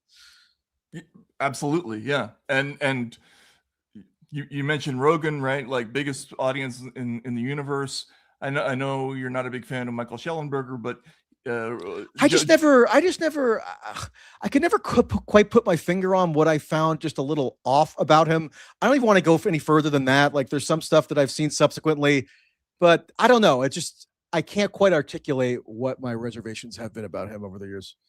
I like Michael. I've worked with him before. Obviously, we worked in the Twitter files before, but he went on Joe's show, and when he expressed a few reservations about some aspect of the Epstein thing, I forget what part it was. No, but he wrote an article saying we had assumed, like he's speaking in the royal we. I don't even know who he's referring to exactly, but like our team here at wherever they are, assumed that Epstein was an intel asset running a honeypot thing, and now we're not so sure. So wait a second, why had you assumed that initially? So again, like there's something even weird epistemically going on with him too. Yeah. So whatever. But yeah. Rogan says, why are you resisting this? I don't understand why you're resisting this. So it's this disciplinary thing where it's do not stop resisting. Stop resisting. Exactly. Which is the thing that we used to get on the case about, mainstream press about, which is that you either said the things or you didn't get the green room invites again. Like Glenn Greenwald, Aaron Mate. I'm assuming you had this experience as well. We were all sort of universally not invited back on television as of the beginning of Russiagate, right? And except to Fox, except to Tucker show. Yeah, except the Tucker show. I guess we've come full circle now, or something. I don't know. So, but now the podcast is doing that, but they're doing it with wackier shit. By the way, I just want to give kudos to @Bart9349 for the Kenneth, what is the frequency reference. Michael, do you know that story? I know the REM song. What's the frequency, Kenneth? Okay, that comes from this thing where Dan. I know it comes from something, but I can't tell you exactly what it comes from. Dan Rather got, I believe. Oh yeah, it comes from Dan Rather. Yeah. Okay, I did remember that. Yeah. And the people, as they were working him over, the only thing they said was, "Kenneth, what is the frequency?" And nobody to this day knows what that means, which I think is one of the funnier stories that has ever happened in media. Anyway, so this podcast thing is, it's happening at a moment when extraordinary complicated events are happening every 5 minutes with new developments that are, even in the best of times when the networks had bureaus in every major city in the world, would be difficult to cover. And now we have absolutely no idea what the hell is going on. And let me give you, and now that the podcast creatures have grown so outsized in their influence and are like sucking up media resources that might otherwise theoretically be like more evenly distributed, so we could have maybe some foreign bureaus or something where they could go to the Strait of Hormuz and like let us know what's going on with certain things now, right about now. Let me give you another argument for why it's, quote, worse to rely solely on the podcasters than the more traditional media. And again, this is not me absolving the traditional media for all its historic wrongdoing, but audience capture or audience susceptibility, right? Or susceptibility to audience-driven incentives. So just here's one example from relatively recent past. Remember when, but right before the 2024 election, the Washington Post editorial board was going to put out its, obvious endorsement of Kamala Harris, and then Jeff Bezos intervened and then just nixed the whole editorial, and then hundreds of thousands of Washington Post subscribers fled en masse. So that's a lot of subscribers and a lot of money potentially fleeing. Yeah. And that's just not something. So, I mean, I could never necessarily glean anything that was done differently after that in terms of the Washington Post editorial philosophy that would suggest that they were trying to compensate for the hundreds of thousands of subscribers they lost or whatever. They kind of plugged along, right? And yeah, it was a Jeff Bezos intervention from the top, but it's just not something I could ever see happening at a independent media outfit where it's like probably centered on one person and their personality, where they're much more acutely cognizant of and reactive to audience incentives, meaning the daily fluctuations in subscriber counts, in views, in downloads, whatever. Well, except and there's not even a pretense that there's any kind of firewall whatsoever between the the business side and the editorial side, right? At least there's a pretense of that within these more mainstream or traditional media entities. Yeah, and look, this was something that Substackers were aware of immediately when a lot of people who came over from the media, like, there's this thing where you can look at the graph and see how much money you're making. And it's, for some people, they come over here and let's just say a very well-known journalist, his line to me when upon moving to Substack originally was, "This is the best thing since penicillin." You can see, it's incredible. Conversely, when it starts going the other way, now what do I do? Now what do I do?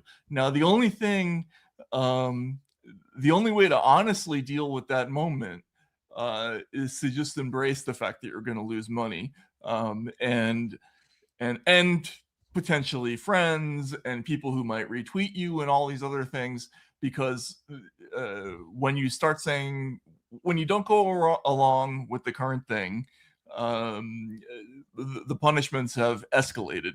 now, right? You know, So, I probably, to my own detriment, always at least tried not to even look too closely at the Substack metrics. no, I try. I don't even want to know. Like, I definitely don't want to know who's subscribing, meaning who's a paid subscriber, because I don't even want to subconsciously have the potential of like placating anybody. I know, but at the same time, though, you can't entirely avoid it, unfortunately. So like, I get glimpses of it here and there.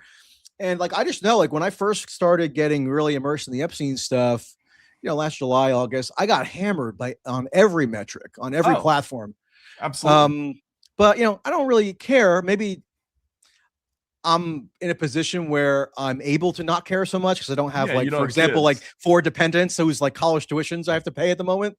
Right. You know, so I have like my overhead is kind of low, but so I can't necessarily begrudge others who might feel like they're obliged to pay a little bit closer attention to it. But at least I know for my own individual purposes, I've just always like tried to create a mental firewall, which takes some deliberate effort. Like, it's not just something that you just naturally settle into. You have to work through that. Actually, you got, and so I'm willing to take the pledge right now that if anybody catches me giving a fuck about audience from this point forward, you know, unsubscribe immediately, because honestly, I've come to the realization, and it was not easy. It's been like a years long process trying to work through how all this works. There is no way to do this if you're looking at the numbers and you're paying attention to what the algorithm's doing, because the algorithm, by the way, is fickle, and you know, it changes pretty regularly, depending. I remember something wild. Do you happen to, like, when the Twitter files first happened? So that was like December of 2022. Is that right? Yeah. I remember, just because I was like tweeting some stuff that was supportive of the Twitter files, and I was like perceived maybe to be like in your network to some extent. I don't even know how you define that. I remember getting like the biggest algorithmic boost I've ever gotten, and I wasn't even like directly involved in the Twitter files. So of course that didn't last forever, but like, it is incredibly fickle, and you can't tailor yourself to trying to anticipate what the latest sort of fluctuation in the algorithmic sort of, I don't know, magic potion is going to be. Well, as you say, there are like 9 elements right now that the algorithm likes. If you have any kind of news sense, you can tell exactly what they are. As you mentioned one of them, which is this thing demons, UFOs, Epstein, Israel, right? Like mysticism, you know, apocalyptic predictions, prophecies, like future, like crystal ball, future prophecies, sort of like a Larouchian, sort of like basically back from the 70s and 80s type of theories. Those were all back. Like, we're starting to see every now and then you'll see a new conspiracy theory or a new thing that becomes hot. Can we see and this can be our last thing that we react to tonight. Can we see the Trump assassination conspiracy post? This had 15 million views. I think it's number 21. And it's from an account based somewhere in Europe. But essentially the new idea is that the Donald Trump attempted assassination was not real; it was staged, right? People were saying that, you know. I mean, there was some no, but it's subset of people were saying that, in a big way. At the moment. It came back. And so look at the number of views there, right? That's a big number, and people pay attention to this stuff, and well, you know what some of this is? This is like, so I would say that in terms of the handful of things that are being algorithmically prioritized or amplified in 2024, it was pro-Trump. I mean, it was this like Elon Musk driven, Joe Rogan driven, Theo Vaughn, conspiracism adjacent online quote unquote anti-establishment RFK Tulsi Gabbard crowd of like that whole tendency was hugely algorithmically incentivized in 2024, and the Republicans brilliantly operationalized that as part of their campaign strategy in 2024. So but now what you see, and I think there still hasn't been really a reckoning with that, and a lot of people who did not come away looking particularly good having bought into that. But now what you what's that? Including me. I mean, I fell for certain things. Okay. Yeah. Maybe we'll get into it at some point in more depth if you can, I mean, I didn't misreport anything, but I got you. Yeah. There were definitely things that I just know. I just know. Like in the 2016 election, right when Trump won, not that I was happy, so per se, but I felt almost like a kind of jubilation, just in that a lot of the stuff that I had been told I was crazy for diagnosing about the electorate or like projecting outward in terms of like a likely outcome had been proven right on some level. I know a lot of people in hindsight try to claim that they're always right about the 2016 election. It's mostly BS. But me, I mean, I'll show you like the stuff that I was saying like very early on. I think you and I had talked about this, where you had written off Trump in 2016, and my arc was worse. I was dead right about him first.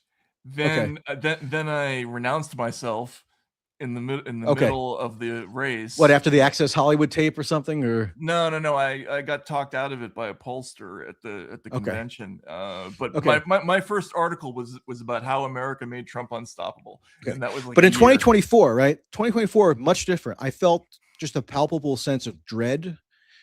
I felt like there was something really bad going on here that for some reason people in the media who otherwise I had this kinship with had systematically chosen to ignore or even to validate some of these misconceptions around Trump that were catering to that algorithmically incentivized demographic at the time. And I just had like a pit in my stomach pretty much about it. A lot of it was an omen. A lot of it was stuff that I could sort of detect from the campaign. And, again, I don't like to go around bragging as having been shown right about anything necessarily, because it always comes across as pompous. But like a lot of what I did foresee has now come to pass, and it's even more extreme probably than I would have anticipated. I mean, he's just talking today. He's going to say, yeah, it's my great honor to take over Cuba next, as though he's just like crusading around the world, just like picking and choosing what territories. Well, I don't think that shit plays as well now that he's actually. No, what I'm saying, but so then you have this stuff, right? Exactly. So you have this stuff where people are now they're now reviving this theory that maybe the assassination attempt was staged. Right. And so I think that's partially a function of that algorithmic consensus that had congealed around him in 2024 fracturing, especially in light of the Iran war, but there have been sort of precursors to that even before February 28th. But definitely after the Iran war, now you see all people who had been like constituent parts of that consensus now like not knowing what to do or where to go. So you have, Tucker's move is to say, oh, it's all Israel, or you have some more of the conspiracy sort of minded people saying, oh, maybe this was all part of a longstanding plot that we missed, and they staged the assassination attempt. And I'm sure there's going to be a million other sort of layers to those kinds of theories that are going to emerge as people try to like reorient themselves into something, because right now they're sort of just floating out at sea and don't even like know. They're just like swimming for lifeboats. Yeah, no, absolutely. And maybe what we could do on this show is we could have like a sort of leaderboard or a little display of what we think the algorithm likes this week, right? The sort of a like an ESPN style display at the bottom of the screen or something like that. Can we get the yeah, exactly. Matt thinks I'm like a guy who just like doesn't like sports, so I won't get any sports references. No, that's just for everybody. Just for everybody's information. I know I'm conversant enough about sports to be able to make small talk with like a guy at the gas station or something. Yeah. Or the bar or wherever. No, I'm not a fantasy football lunatic where like all my energy day in and day out is poured into like finally fine-tuning which wide receiver is going to get the most points or something. I mean, I think that stuff is crazy. I was going to say, like, I'm already into who the 6th round receivers are. No, so you're out of your mind. Yeah, exactly. So, but otherwise we're more or less on the same page. So, yeah, well, maybe we could do something like that. Anyway, this is all a way of sort of introducing the fact that the next time you see us, it'll be likely a tape segment, and it will be the first round of the March Madness tournament, and there'll be some text that accompanies this. And I don't know, anything else, Michael? Anything else we need to get to? What else do we need? I don't know. There's always something to get to. We do have to mention the Brendan Carr re-injected himself into the news. Right. The FCC thing. And look, at this point, and this is one of the things I was wrong about. Like, I thought my impression of Trump on speech was not that he was a civil libertarian or that he grew up worshiping the ACLU or anything like that, but that he just didn't give a shit about it as much. And this, the last year has been kind of a, you know, it's been a little bit of a surprise to me how much they're doing. They're following in the footsteps of the shit that they criticized. I don't know. They openly, I know RFK would have had you believe otherwise, or would have dissembled, yeah, or Tulsi, or would have dissembled. I'm not quite so sure about him in terms of what I'm about to say right now, which is that they would have told you that by voting to restore Republican executive power, you were voting to restore free speech, which to me was always a joke, in part because Trump and the Republicans were openly campaigning on drastically stymieing speech when it came to speech critical of Israel. Okay, so that's a canary in the coal mine. Did they say that exactly? Yes, absolutely. I mean, I'll give you a million examples where they were calling. I mean, they campaigned on using state power. The anti-Semitism. Anti-Semitism stuff. Anti-Israel stuff. They campaigned specifically on using the power of the state to limit and punish speech that they deemed excessively critical of Israel and or anti-Semitic. Right. Well, so they expanded the Anti-Semitism Awareness Act, which I did write critically about at the time. I never thought it was as comprehensive. Like the shit that goes into something like the Digital Services Act and the Online Safety Act in the UK, the laws in New Zealand, Australia. There's an underlying idea about all speech that is different from, I thought, different from what the Republicans would be up to. But like one of the things that was algorithmically would have been at the top of the ESPN leaderboard, it was RFK Jr. for a long time. And RFK Jr. was the one who confected this whole mythology around, first of all, what he represented them, what he was subsuming into the Trump operation once they merged. And so you had stuff like, Trump is the champion of free speech because I'm the champion of free speech, and we're going to work together in this Avenger squad with Tulsi and Elon and Joe Rogan to restore free speech. And it was just like a total canard. And like at some point, people go back and watch the speeches that RFK delivered on behalf of Trump. No, I know. I mean, I was there for some of them. I mean, I just don't understand. I feel like there ought to be, look, I'm not trying to be vindictive.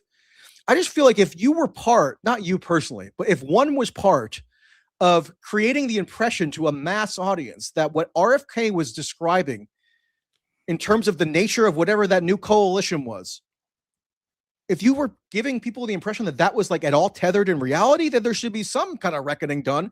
Just like after the 2016 election, I was trying to get, I launched what I call the Pundit Accountability Project with all these crazed liberal pundits who like Jamel Bowie, who of course got promoted afterwards when he should have been demoted. But he would say, look, like he wrote a column saying there's a better chance that an asteroid will strike Earth than Donald Trump will win the election.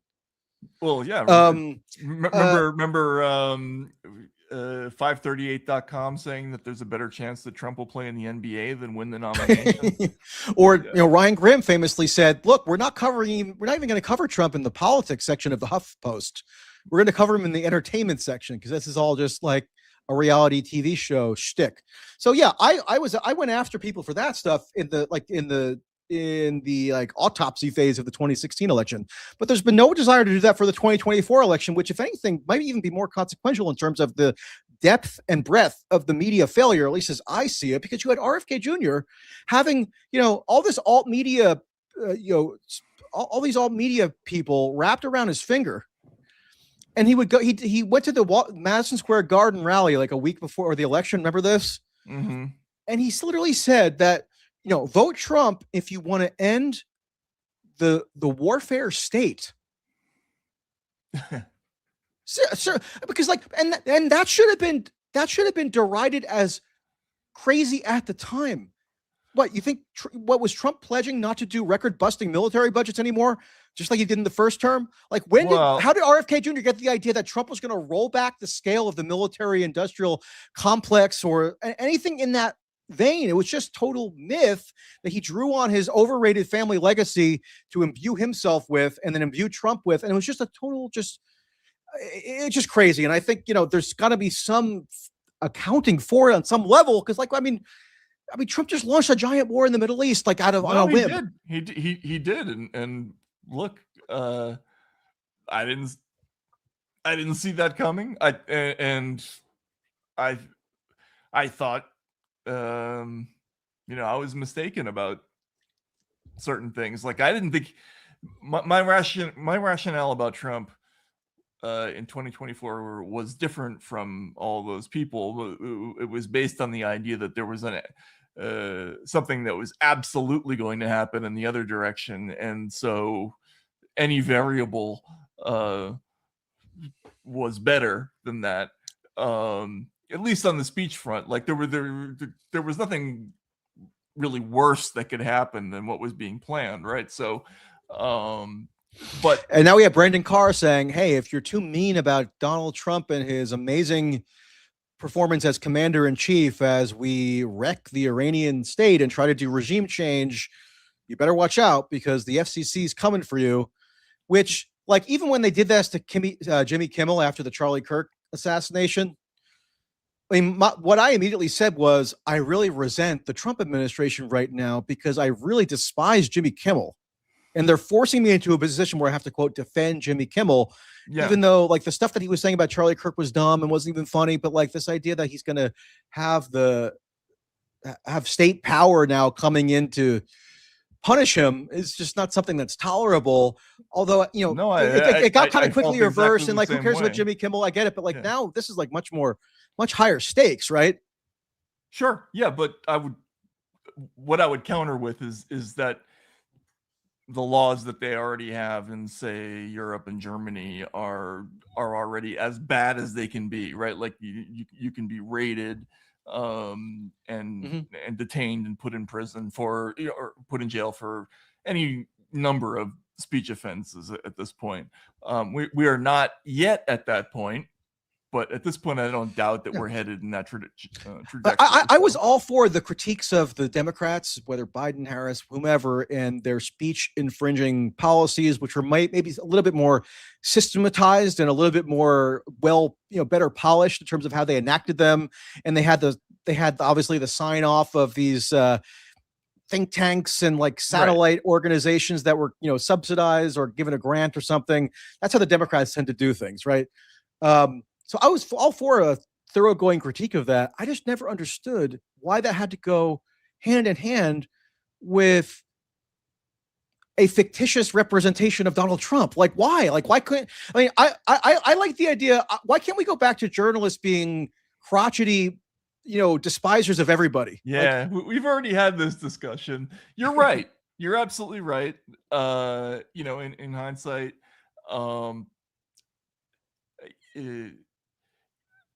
I did have a more nuanced way of thinking about that whole thing. That but I know the idea for me was never that Donald Trump was going to be some kind of savior on the speech front. It was just that any eventuality, like even 2 bad speech models were better than one, right? Like one unified one, which is where they were headed, right? The whole idea was to have a single common database of offenders all over the world and everything like that. Like that scared the shit out of me. And what the idea that might be added to AI and all that other stuff. Anyway, that's a different discussion. That's a different discussion. We can have this argument another time. But as people see, Michael and I are not afraid to disagree about things. And I don't publicly think any less of him for it. Privately, you may well, yeah, which, I think of less of myself privately as well. No, I'm kidding. Obviously, I'm kidding. Michael, this was fun. This is these live people streams. hate it. I feel like there's probably, since I was told by one of the producer people to have like the comments scrolling this whole time, which is like a major distraction, but I've done it. So I've scanned some of them here and there. I'm not sure what the reaction is. I know a lot of people don't want to hear anything bad about Trump still. So I don't know how that's going to be something that's sustainable. Well, I don't know. Like, what do you think? How do you think the audience is receiving this new iteration of whatever your podcast streaming venture is? They're still in mourning about America This Week no longer being here, which is not something I can really do anything about. And I don't know anything about. I mean, I'll be honest, Matt. I never like, I don't listen to watch to virtually any podcast, so I never even saw it. Right. So I'll read your stuff when it comes out, but I'm not sitting around vegetating in front of these podcasts constantly, which I know is hypocritical for me to say, given that this is technically a podcast in some form. But like, that's my attitude. So I had nothing to do with anything that went on before. So, but what I would say to people in the audience who might be feeling a certain kind of way is that I think